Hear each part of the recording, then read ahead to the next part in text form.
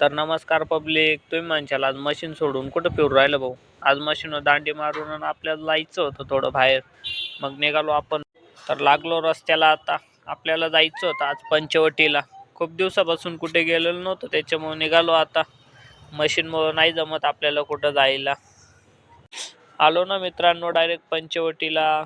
पण काही म्हणा, इथलं वातावरणच काहीतरी वेगळं आहे. इथं आल्यानंतर डायरेक्ट मन प्रसन्नच होऊन जातं.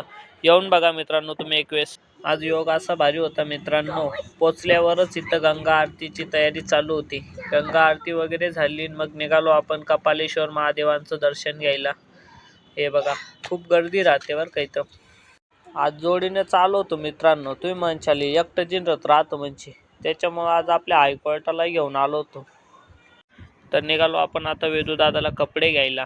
कपडे वगैरे बघितले, 2-3 ड्रेस वगैरे घेतले त्याला.